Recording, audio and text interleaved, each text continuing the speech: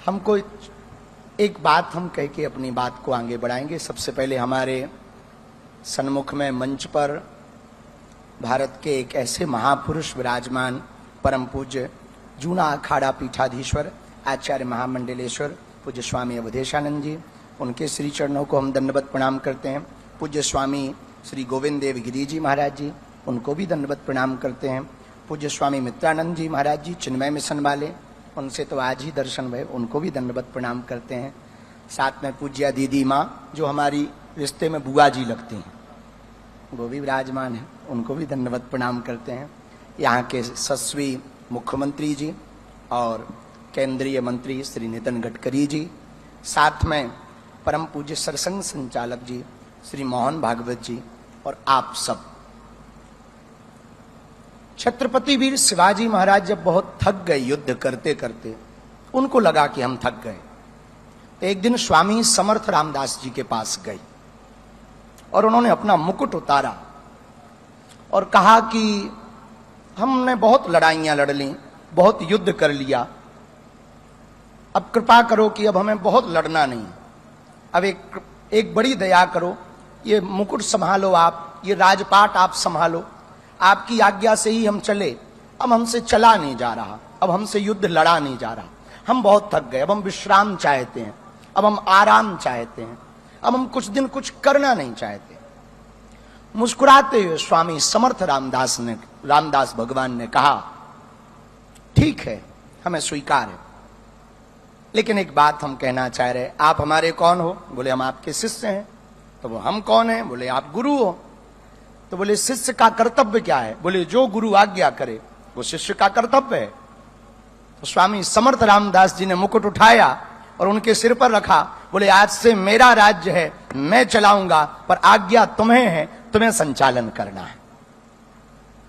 इस घटना को कह के, इस बात को कह के हम कहना ये चाह रहे, भगवान की आज्ञा से, भारत माता की आज्ञा से हम सबका गौरव है कि कैसे सपूत ने जन्म लिया इस भूमि पर, एक ऐसे महापुरुष ने जन्म लिया इस भूमि पर जो वर्तमान में तो संघ के प्रमुख हैं, लेकिन उन्होंने भारत के गौरव को पुनः विश्व के पटल पर स्थापित करने के लिए अपना जीवन दिया, तन दिया, मन दिया, जीवन दिया। हमें भरोसा है जिस दिन भारत माता दुर्गा मंदिर बनेगा, फिर से भारत शक्ति संपन्न होगा और अखंड भारत बन जाएगा। क्योंकि जब भारत माता मंदिर को लोग देखेंगे, अपने गौरव को देखेंगे, अच्छा कितना अद्भुत देश है हमारा, मातृ प्रधान देश है, और आपके मन में जो संकल्प आया वो भी भारत माता दुर्गा माता का संकल्प आया। जब हम अभी पीछे बैठे थे तो हमें बता रहे थे एक जन कि आपके अंदर कल्पना आई, विचार आया, लोगों का मानना होगा कल्पना आई, हमें लगता है भारत माता ने ही चुना है कि अब ऐसा हो, हमारा गौरव फिर से स्थापित हो, उसके निमित्त आप बनो। हमें लगता है यहाँ की देव शक्तियों ने ही ये विचार किया है, यहाँ की कण कण ने ये विचार किया है, और पूरी दुनिया में एकमात्र अपना भारत ही तो है जो भारत माता की। अच्छा कभी पाकिस्तान माता की जय सुनी आपने? चीन माता की जय सुनी आपने? बांग्लादेश माता की जय सुनी आपने?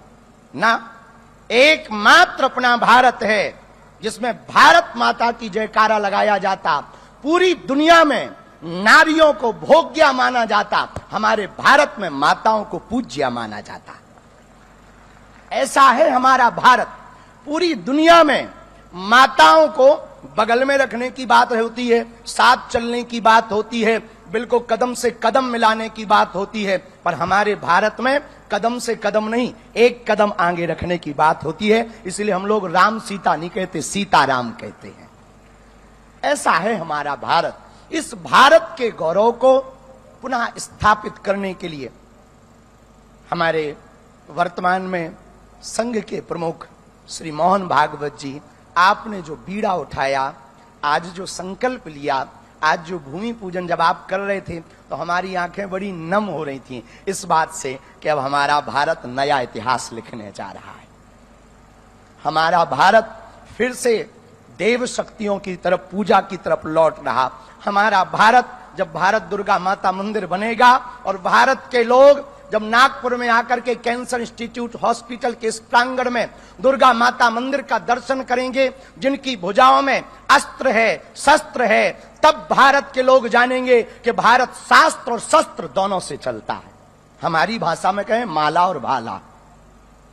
तभी जब दर्शन करेंगे तभी विचार आएगा कि हमारे देवी देवताओं के हाथों में अस्त्र भी है, शस्त्र भी है। मतलब हम शास्त्र भी जानते हैं पर शस्त्र भी जानते हैं। बंसी बजाने भर से काम चलता तो महाभारत काय को होती। तो हमें लगता है उन्हीं भारत माता ने आपके अंदर ये विचार दिया। भारत माँ दुर्गा माता के इस मंदिर के निर्माण के संकल्प का हम बहुत अभिभूत हैं। आपके स्वास्थ्य के लिए बालाजी से प्रार्थना कर रहे हैं, हनुमान दादा से प्रार्थना कर रहे हैं कि आप निरोगी रहें। इससे बड़े बड़े संकल्प आपके हाथों से पूर्ण हो। भारत भगवामय रहे, सनातनमय रहे और आपके देखते ही देखते अखंड भारत की ओर हम सब बढ़ जाएं। ऐसी प्रार्थना हम हनुमान दादा से कर रहे हैं, बालाजी से कर रहे हैं और सभी संत जनों को पुनः प्रणाम करके, क्योंकि जब बड़े बैठे हों तो कम बोलना चाहिए। हाँ, और हम बड़े बड़े सूर्य बैठे हैं, हम तो छोटे मोटे दीपक हैं।